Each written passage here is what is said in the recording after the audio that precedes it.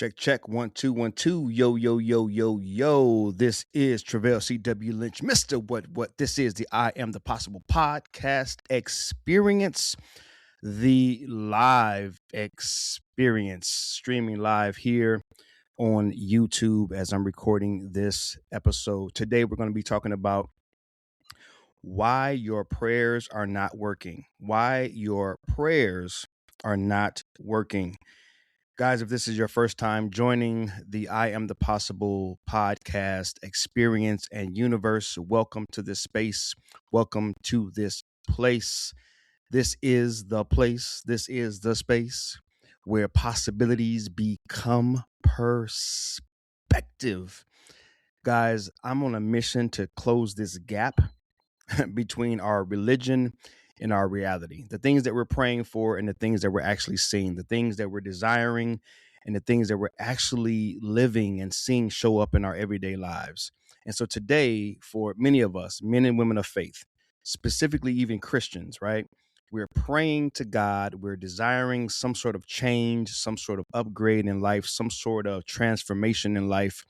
But it seems like no matter how hard we pray, no matter how we pray, it just seems like our prayers are not being answered. It's like God's not coming through. Life isn't changing. It doesn't look any different than it looked maybe a year ago. And maybe that's you. Maybe you're stuck in that space, in that place where you're like, yo, man, why am my prayers not working? Does God not hear me? Does he not care? Am I not doing it the right way?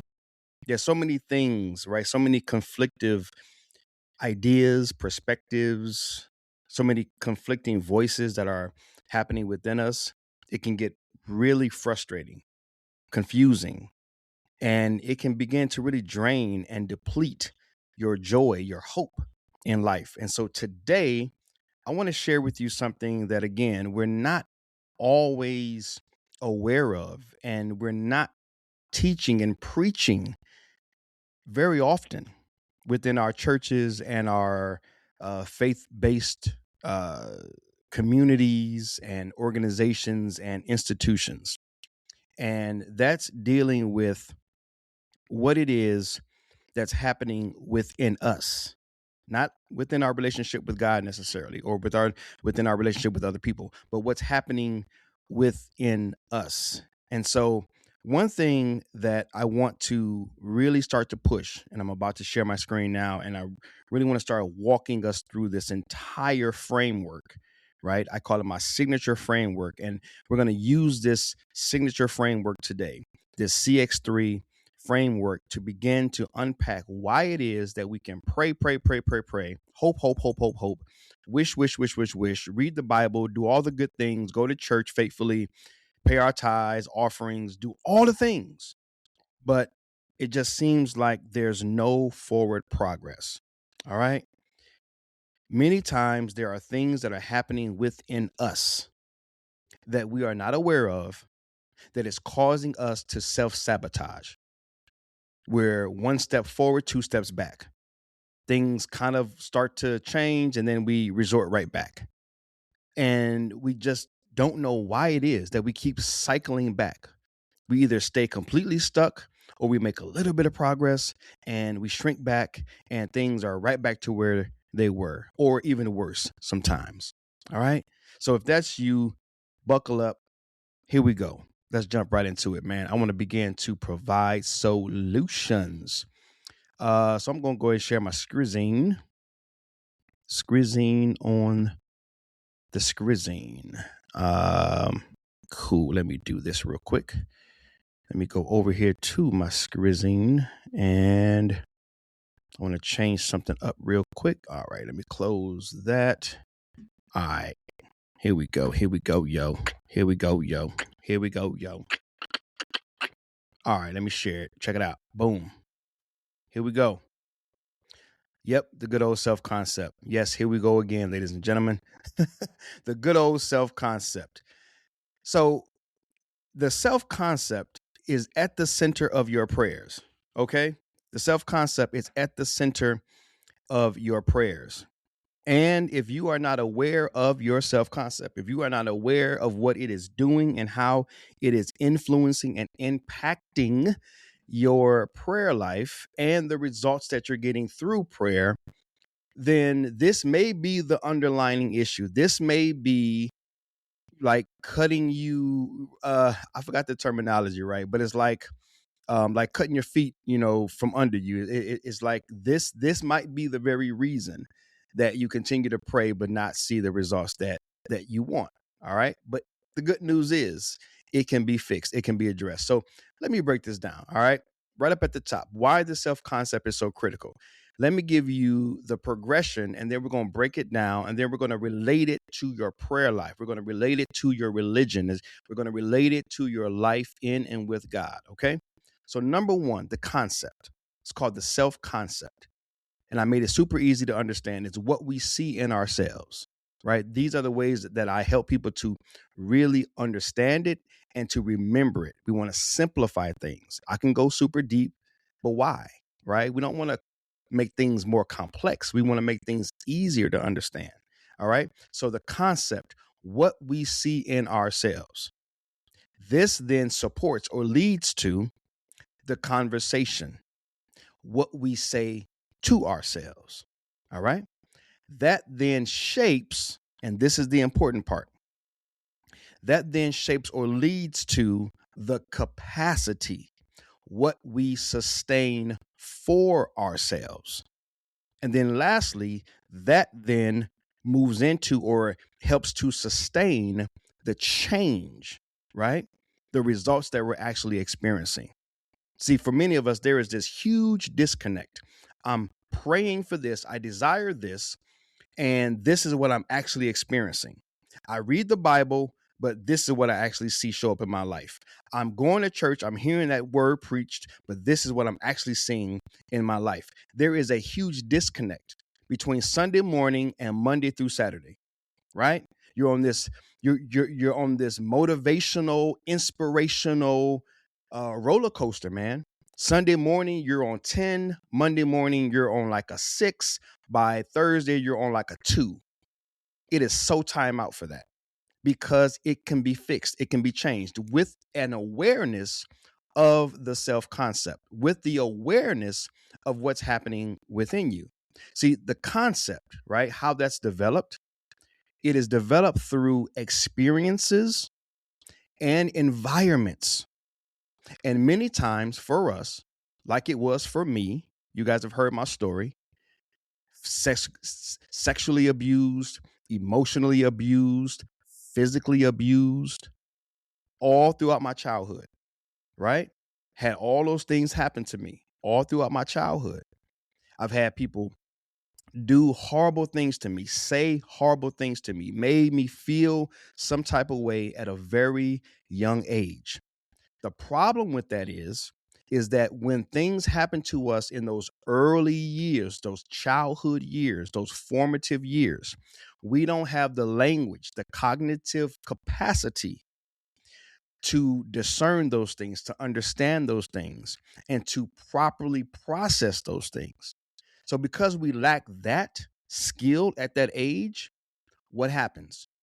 We adopt it, we call it truth.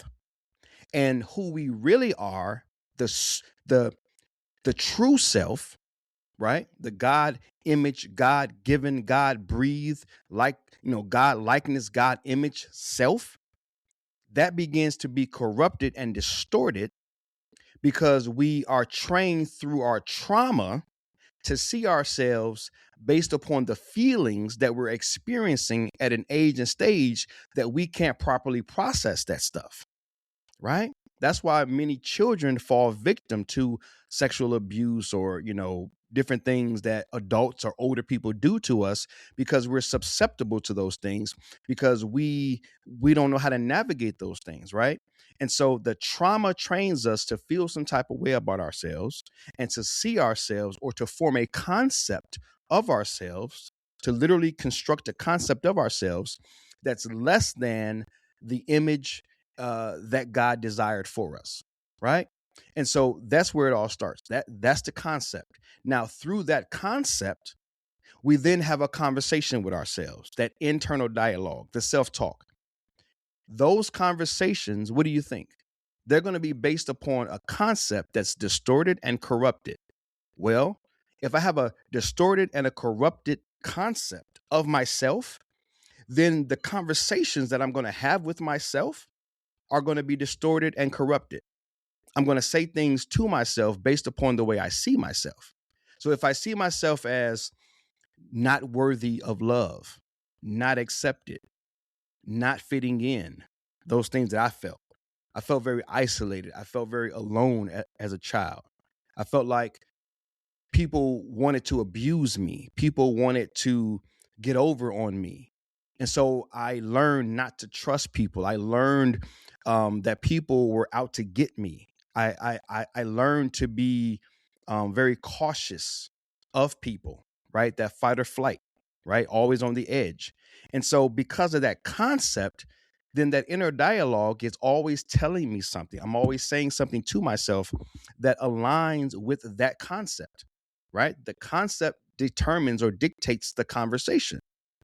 Now, the conversation that you have with yourself, that's going to tell you one of two things: what you can do and what you can't do, what you're allowed to do, what you're not allowed to do, what you have permission to do, what you don't have permission to do. That's the problem. That conversation that you're having with yourself, even when you pray, even when you go to God with your problems, even when you read the Bible, even when you do all of these different things, if you're not taking the things that you're reading in the Bible, if you're not taking your relationship with God, if you're not taking the relationship that you have with other believers and converting them or using them in such a way that is helping to improve your concept, then your conversation is going to be subject to your concept. And then those conversations is going to always tell you, well, I want to have a better life, but I'm not worthy of one. I want to do better, but I'm not capable, right? It's these conclusions that we come to. It's the stories that we tell ourselves based upon the experiences, based upon the environments that we've been exposed to. So then that leads to whatever capacity we're able to sustain, right? The capacity, that's the space, that's the internal space, the internal wherewithal, the internal resilience that we are able to develop within ourselves. So when you think about capacity, and this is why it's so important when it comes to change, anytime you have a change in your life, that change comes with new responsibility and capacity, right? What that means is it's your ability to stay emotionally regulated while navigating effectively and efficiently all of the issues that are happening in life. The drama on your job, the drama in your home, with your kids, with your spouse, with your coworkers at work, with them folks at church, with other leaders that are within your community, relationships that you have with your best friend or your acquaintances. See, this is the issue. Many of us don't have the capacity for the change that we're praying for. We're praying for change. Oh God, give me a new car. Oh God, give me a new house. Oh God, help me to get out of debt. Oh God, help me to do this. Oh God, help me to be this. Help me to become this kind of person. We have the right desire. We're praying the right prayers, but the concept is being is undermining the effort of prayer. So we're saying the words, we're in our posture, but the concept has not been updated, is not aligned. So therefore the capacity that you have is very small. In other words, think of it like this. Think of it like, and this is a widespread, example. Think of it like this. You know the guy or the girl, either one, who hits the lottery. Now they've had a poverty mindset, a lack mindset, a oh woe is me mindset. But they were playing the lottery, right? This ain't really got nothing to even do with prayer. But they were playing the lottery and they win $50 million, right? Let's say it's 2026, right? They win $50 million. And somehow 2 years later, they're broke, right? The news does a story on them. Oh, they won the Powerball or whatever it is, and they got $50 million. And then 2 years later, they do another story on these people, and they say, "Oh my God, in 2 years, they're right back where they started." Why is that? Why is that? That's because the conditions the conditions changed temporarily, but the concept didn't change. And you can see this on the graphic here. It's when our conditions change temporarily and our concepts don't change with them, then we're going to self-sabotage. We're going to bring ourselves back to where we were because that's what's familiar. That's who we believe we really are. If I see myself as a poor, struggling individual and I come into an abundance of finances instantly, my conditions outwardly have changed, but my inward conditions, which is my concept and my conversations and my capacity, because they haven't changed, they don't align with my outward conditions. And when your inward concept, conversation, and capacity does not align with the outward condition, then your inward condition, which is your concept, conversation, and capacity, it's going to self align. It's going to self adjust. It's going to make sure that you go back to what you know, what you believe, what you're familiar with. And the problem, man, for so many of us is that we're familiar with the struggle. We are familiar with hard times. We are familiar with getting it out the mud. We are familiar with being less than and feeling less than. Is some of this hitting home? Does some of this make sense? Right? Is this hitting home for you? It's like, yeah, man, I've been really wanting this new thing. I've been really wanting to do this new thing. I've been really wanting to launch out on this thing. I've been really wanting to try this new thing, but something just keeps getting in my way. Even though I've been praying my butt off, even though I've been reading my scriptures, even though I've been going to church, even though I've been doing everything that I know I'm supposed to do as a Christian, as a person of faith, it just doesn't seem to change. My reality just doesn't seem to be changing. This, I believe, is at the center of that. I've seen it happen in my own life. This graphic that you're looking at, this is a reflection. This graphic was created by AI based upon me telling my story and how I went from where I was to where I am. This was the progression. That's why I call it my signature framework. This is what I teach out of. This is what I coach out of. Getting deep into the crevices, getting deep into the understanding of each of these stages and how they link together will help you to begin to see what you're praying for, because this will undermine your prayer. This will prevent your prayer. Even take it as far as saying God answered your prayer, right? Let's just give a real simple example. God, I need a new car. He said yes. Boom, new car in your driveway. If that concept ain't updated, you're going to lose that new car. If it ain't up, if your concept doesn't say I'm worthy of that new car, if your concept doesn't say it's okay, it's normal for me to have this car, your conscious will start to get in, will start to tell you, hey, maybe this is too expensive. Hey, what are the saints are going to, think, oh, this is too nice of a car. They're going to feel some type of, like, all of that inner junk that's stemming from a poor self-concept. All of that inner dialogue that just keeps you just feeling like crap, feeling guilty, feeling shame, don't want to show people, anything, don't want to tell nobody nothing. All of that is stemming from the concept. That's why it's like, why are my prayers not working? Because your concept isn't working. It's not aligned with what you're praying for. You can see it on the screen. If the concept doesn't change, the change won't last. God could have, and even though I don't necessarily see it that way, like excuse me, like the way I see my relationship with God, I don't even really see it like a, oh God, give me blank. Where I'm at right now in my faith, just to let you know, I'm more about expanding my awareness of what already is, right? If you guys have been following me for a long time, you know, I've called myself several times an advocate for the already. It already is. It already exists. The cross already happened. Jesus already happened. So we're living in the already. We're living in the done. We're living in the, some may use the phrase, the finished works of Christ. It's done. When he said it's finished, it was finished. So now we're living in the already. So what's necessary for the already? Awareness of what already is. It's not that you actually need a new car, right? It's that the new car is available, and the path to getting the new car, it's available, and the wisdom and the insight and the creativity, it's available, and there is an abundance of everything that you need to make that thing happen. It's already available.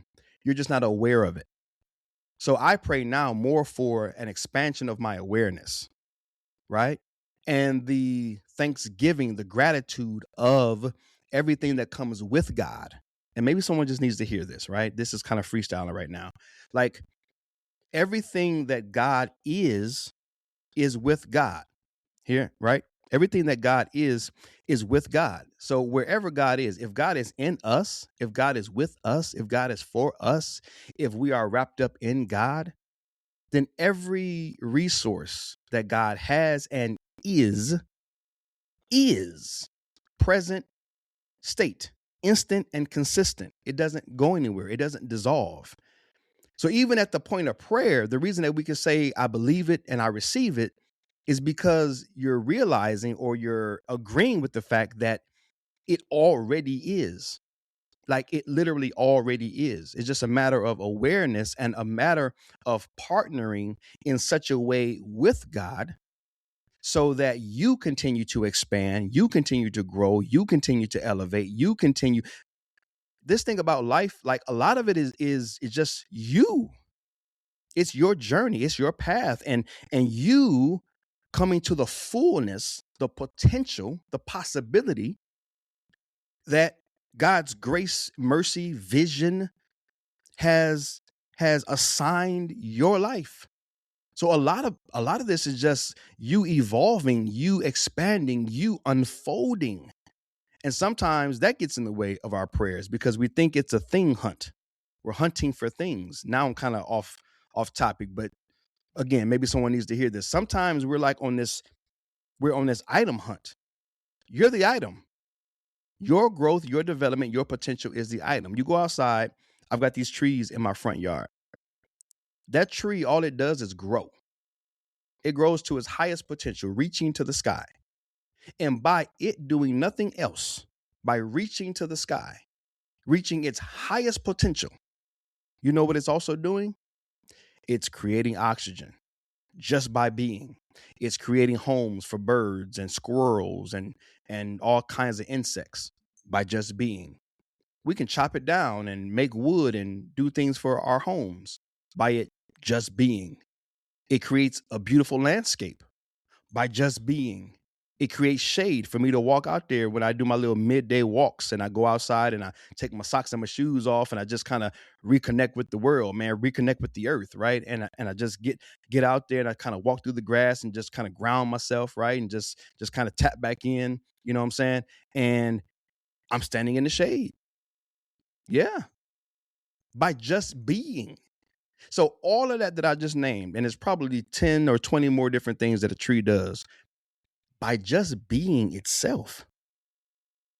Maybe we can take a lesson from the tree. Maybe we can take a lesson and get our minds off of always chasing items and understanding that God's joy is in seeing the item grow to our greatest potential by stop worrying and stressing and caring so much about things as we do one another and seeing ourselves as a contribution one to another.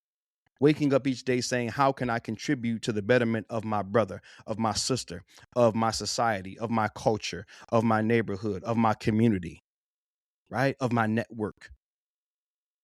Just a thought. So let me go ahead and stop sharing here. I want to hopefully you got this, okay? Right up at the bottom. I don't know if you guys can see this here, but it says you can pray for change, but lasting change requires what? A new concept and a new conversation and some new capacity.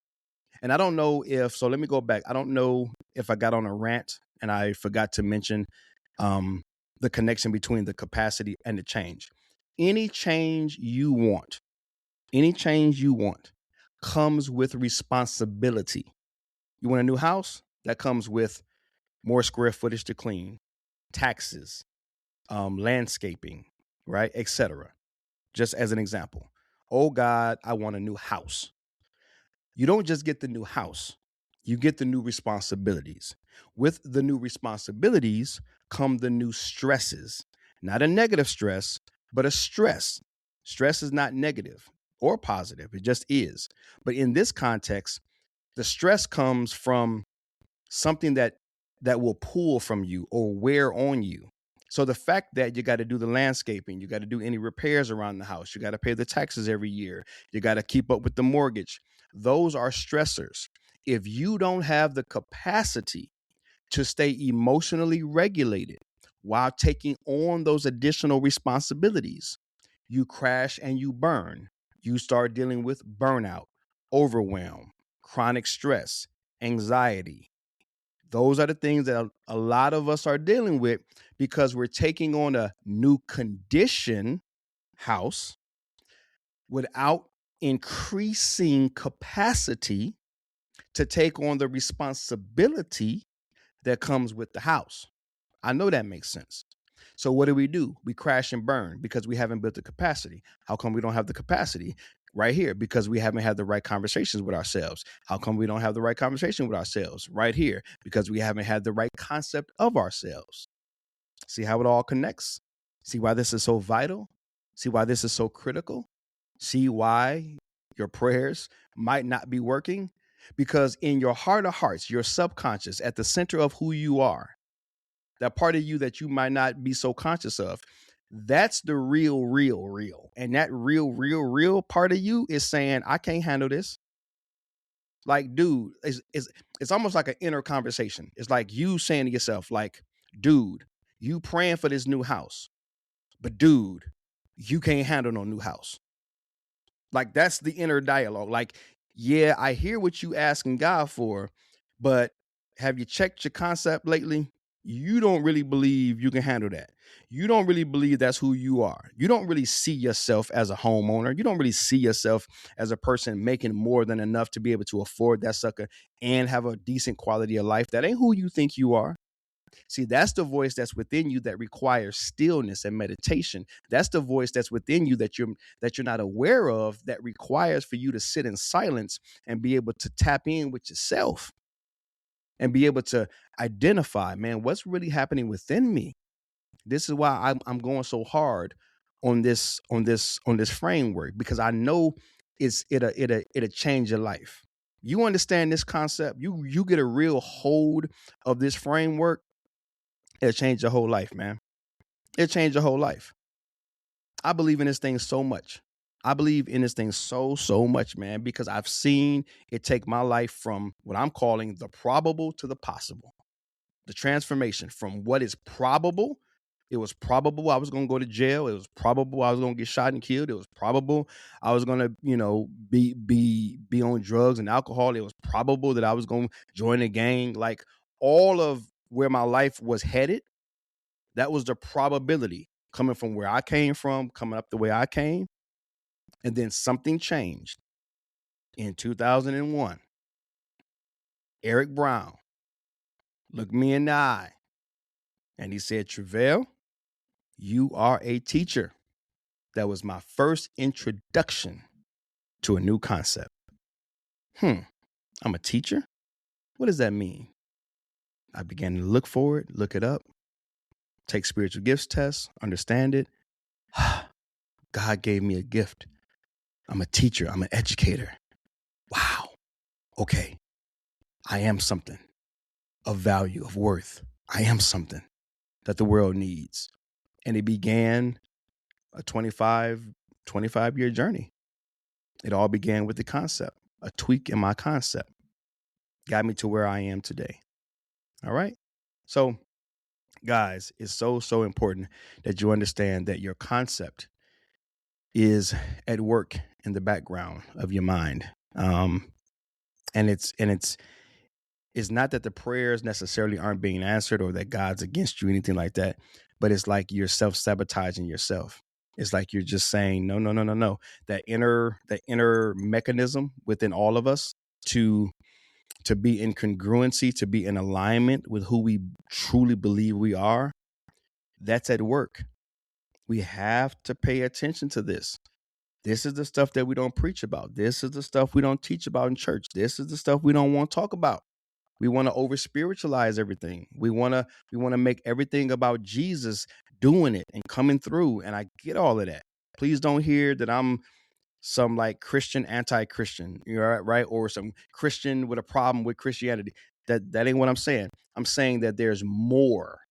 There's more to understand. The way I look at it is add some psychology with that theology, because a complete theology is the study not only of God, but the study of everything that God has done, which includes giving you a brain and a nervous system and understanding your brain and your nervous system. I believe is a critical part of our theology, a full theology where we ain't just spirit, but we also have to deal with our body, and we also have to deal with our brain, and we also have to deal with our nervous system, because those things matter as well. Those things are created by God as well, right? All right. So that's it for that, man. So I want to go ahead and stop sharing, and I want to go back. Let's see here. Make sure I'm going back to Cali. No, I'm in Cali. I'm not going back to Cali. I'm in Cali. All right. So I want to ask y'all some questions, man. So now that you understand this, now that you got it, what do we do, right? How do we begin to improve that self-concept? Well, I got some questions for you on my other screen. I'm not going to show my screen here. I'm just going to ask you some questions because whether you know it or not, you are a meaning maker. You are a meaning maker. Remember, I was talking about earlier the fact that you have these experiences and these environments that have taught you to feel some type of way about yourself. When you felt some type of way about yourself, you wrote a story. You gave it a meaning. You assigned the experience and the environment a meaning, and that meaning attached to the concept that you have of yourself. And so now the question is, what do I do once I'm aware that the concept I have of myself isn't working for me? So glad you asked. I've got some questions that I want you to take down. All right. And I'm going to put them in the show notes as well when I'm all done. The first question is, and this is you going back and you doing like an audit, right? Of just what's happened to you in life that led, right? Like, you know your story. You know who abused you. You know who said some crazy things to you. You know those moments where you can look back and was like, okay, that really hurt. That really sucked. That made me feel some type of way. You know those moments, right? So I want you to start to go back to those moments, and I want you to untruth them, right? Because we learn through trauma to not like ourselves. Well, now you're going to unlearn the lies and you're going to learn the truth about yourself, right? So you're going to untruth the lie. You're going to untruth that story because that ain't true. You're going to unlearn that story and you're going to learn something new. You're going to write a new story, a new narrative. You're going to give it a new meaning. All right. So here we go. Number one, what happened? Literally break out a pen and pad. What happened? What happened? And for as many times where you were hurt or whatever it was, write them down. What happened, man? I know for me, I can list like just to use one example, sexually abused. I can remember, okay, one, when I was too young to even remember what my age was. One, okay, that was with a family member at a house, okay, in the tub. I remember that, okay. Second one, family member. I was a little older at somebody's house. I remember that, okay. Third, total stranger. I was in a basement. Okay, I remember that. Fourth, um, again, uh, uh, um, well, this was an associate, just someone that that that I knew wasn't a total stranger, but wasn't a family member, but just someone I knew. Okay, remember that. That's four. I haven't even gotten to the other stuff. Just 4 times I was sexually abused. You know what that did to me? You know what that made me think about myself and feel about myself? And some of you can relate because you've been sexually abused as well. You know how it felt. You know what it made you think and feel about yourself, right? So list it down. What happened? Now the next question. Now that you got all of your list, what did I start to believe? What was the meaning that I assigned that event? And what did I say to myself? Because when the events happen, they don't just happen. You label the event. That was a horrible moment. Got it. But you also conclude something about yourself. What did you say about yourself? I'm not worthy of love. I know my story was I'm a rag doll. I'm everyone's punching bag because I used to get bullied a lot. Right? So what did you label? What did you label the event? What did you label yourself? Write it out. This will be painful. This will be some deep stuff. What I would like you to do is if this is really on that level, seek professional help. I am not a licensed therapist. I'm a life coach and I can coach you. Okay? But I'm not a licensed therapist. Some of this stuff is deep and it gets heavy. All right? So let me just say that as well, man. I totally respect the depth of this and the severity of this. But I think it's still my duty to bring awareness to it. I don't have all the answers. I cannot instruct you, clinically. I can't give you that kind of advice, but there are good professionals in the world who can. Okay. And so please seek out professional help. If you need to, reach out to me, right? Travail at iamthepossible.com. Travail at iamthepossible.com. I'll have all the links down below. You can reach out to me directly and I can share some resources with you.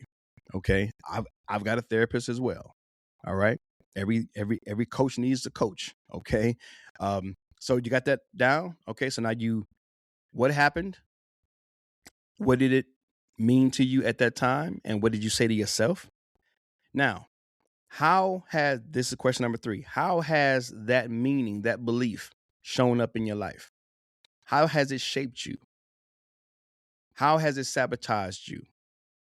How has it prevented your progress? List these things out. Oh, this is how it shows up.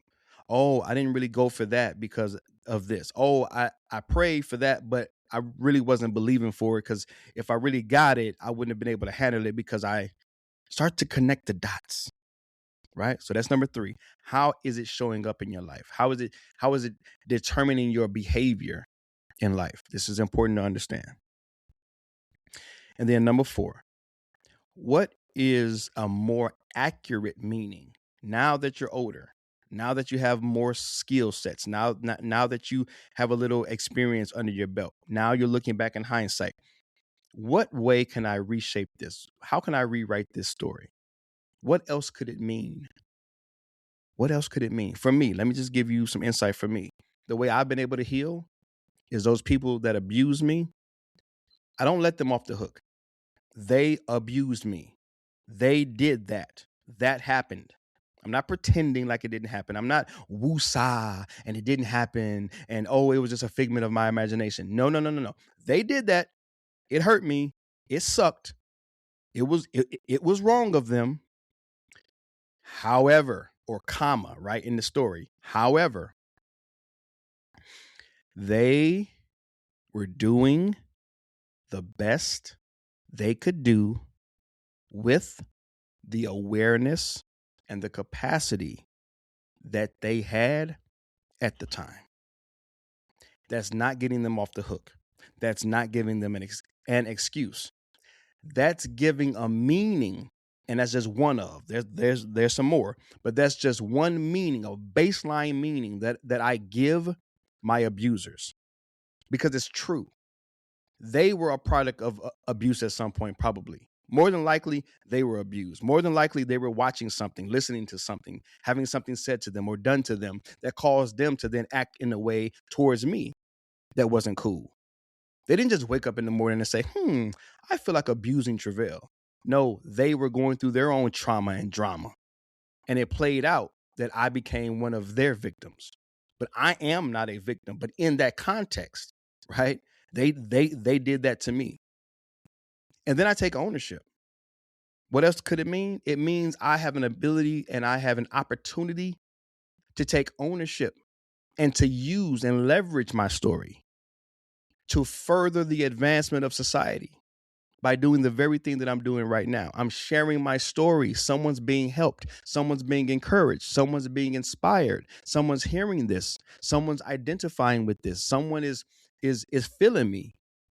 And healing is taking place even in this moment. And I'm going to speak all over this world. I've been speaking all over this world. I'm going to continue to speak all over this world. I'm going to share this message 1,000,000 times. I'm going to keep telling my story. I'm going to keep helping people to understand this. I'm going to keep helping people to connect the dots. This thing is going to continue to unfold and expand. And I'm going to help so many people with this message and with this framework. It's an opportunity. It's a story that God's allowed me to have, to steward. I'm now able to steward my story and let it not be the reason that I fail and I shrink back and I don't move forward, but it is the very reason I do advance, I do win, I do overcome, I am resilient, I do continue to serve and support the success of other people because of my story. Now, if you're someone who's looking at me saying, oh, you just making up stuff, good. I am. We all are. We're story makers. We're meaning makers. It's us. We're the writers. We're the assigners. It's going to always be that way. It's always been that way. It's going to always be that way. You might as well write a story. You might as well assign a meaning that's going to work for you and not against you. All right. All right, guys. That was really it for today, man. I just really wanted to share that and just break that down, man. I know somebody needs this, man. I know somebody needs it because I needed it, man. If you're just now joining live, if you're just now joining and you haven't gotten the whole thing, man, when I shut it down, go back, man. Listen, watch the concepts, watch the slides, get the information that you need. But again, if you don't fix the concept, you can't fix the conversations. If you don't fix the conversations, you can't fix the capacity that you're operating with. And if you can't fix the capacity, then you're never going to allow yourself the change. You're never going to allow the change into your life. You're going to keep pushing it away. You're going to keep unknowingly rejecting it and finding a way to revert back to who you really think you are. And it's possible for you to change.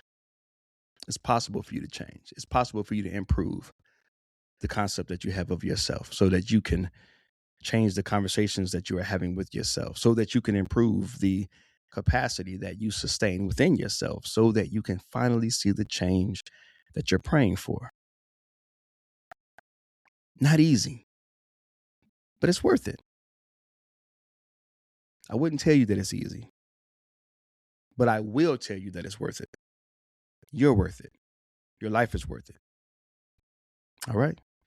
Again, I'm on live, so a lot of my links are not down below, but I always want to remind folks of a couple of things. Number one, I am a licensed self-worth specialist, but it's truly by certification a life coach.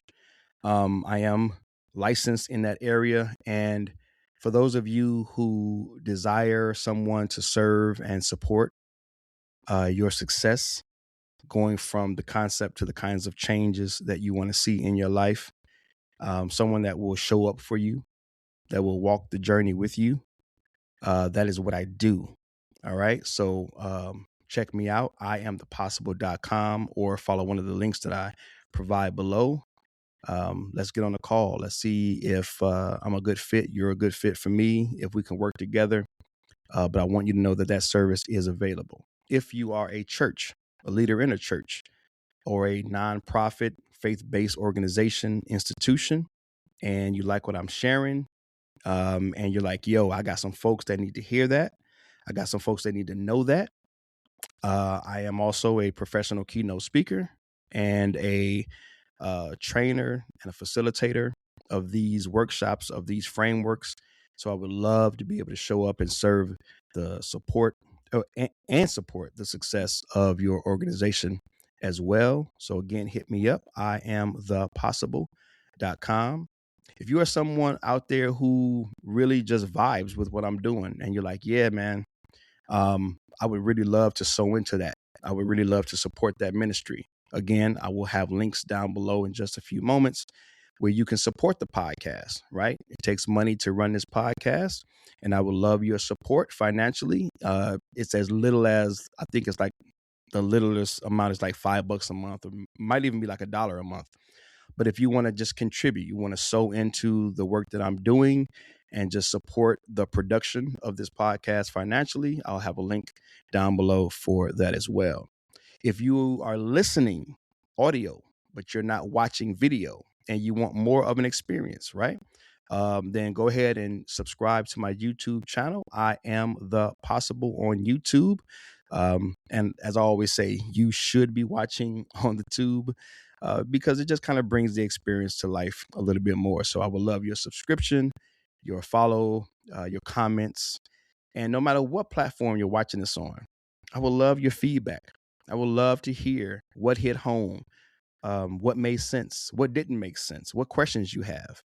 There's also going to be a link down below for anyone who wants to not only leave a comment directly to this broadcast, but if you have a question that you have that you would like an answer to in the form of a bonus episode. All right. I've got a little bit of a backlog right now. I'm going to start to release those really soon. But if you have a question and you would like me to create a bonus episode just for you, it is a anonymous. That's the word. It's a anonymous submission. I do not get your name. I do not get your phone number. I do not get your address. Excuse me. I just get your question. Excuse me. And so there's a link that you can click the link, submit your question, and I would love to get your question and create an episode around what it is that you're wondering about. All right. I would love that interaction. So take advantage of it while you can, right? Take advantage of it while I'm at this level. All right. Because this thing is about to go to a different level and your boy ain't going to be as accessible. So get it in while you can, tap in while you can, man. But yeah, man, I'm going to always make a way somehow, some way, no matter what comes my way, to be able to connect as much as I possibly can with those that want to connect. So I think that's it. Love you guys, praying for you guys, believing in you guys. Until next time, this is Travell C.W. Lynch, Mr. What? This is the I Am the Possible podcast experience. Yes, the place where possibilities become perspective, and we start to close the gap between religion and reality. What you're praying for, hoping for, wishing for, and what you're actually experiencing in your life. Remember, relate better to yourself, create better for yourself and those around you. God bless you. Thanks for watching. Remember to subscribe, like, comment, and share. For more information, visit me at iamthepossible.com.